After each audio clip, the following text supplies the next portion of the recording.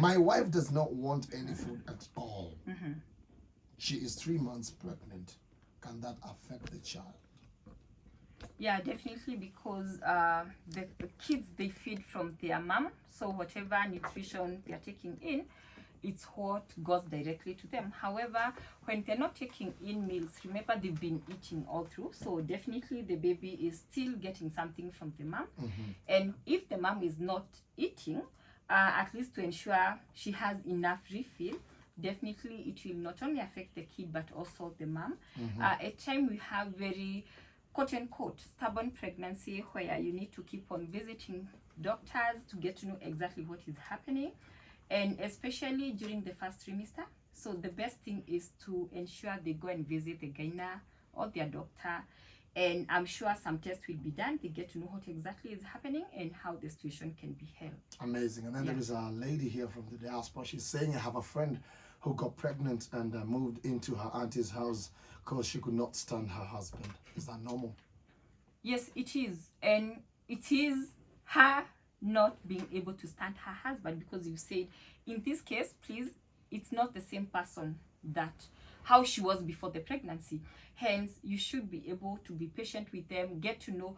However, when now it comes to the distance, like they needed to move and go and stay with the auntie, maybe there is more to that.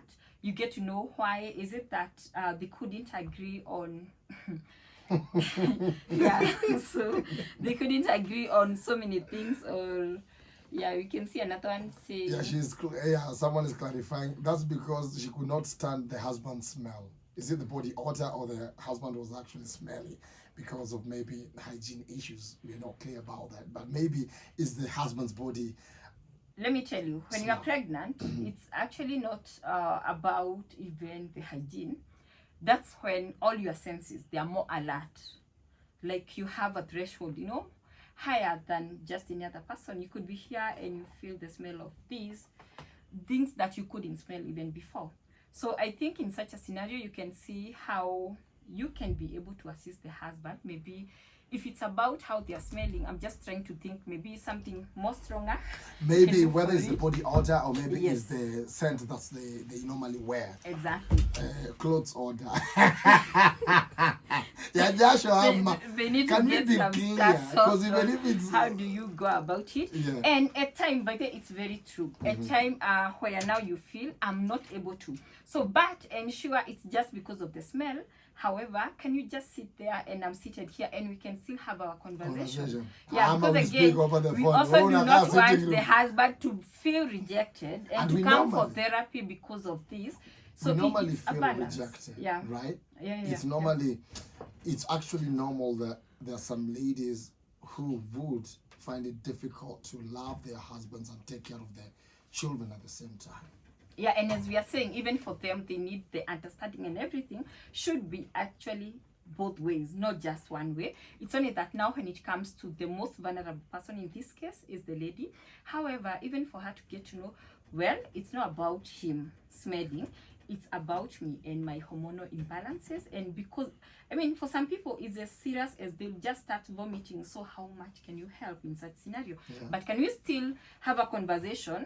Can you be some distance away, but you're still in the same house, other than a scenario where someone again is left homeless? Yeah. Amazing. We will do a recap next Thursday, just touching on that, how we should go about that particular situation where this lady is now pregnant. They feel like they're not attracted to the husbands anymore. The husbands feel like their wives are rejecting them, they're distancing themselves from them, and now focus is shifting on the kids and everything of that. So how do we ensure that it doesn't mess our relationship as a husband and a wife, and now a child has been brought on board, right? Yeah, sure. Next week, thanks a lot, Teresa, for joining us. You've told us that there's a boot camp that will be happening. Yes. Hii ni watoto ambao wanataka kwenda jandoni. Exactly, boys to men, male circumcision. Yeah. from 22nd of November all the way to 1st December for 10 days.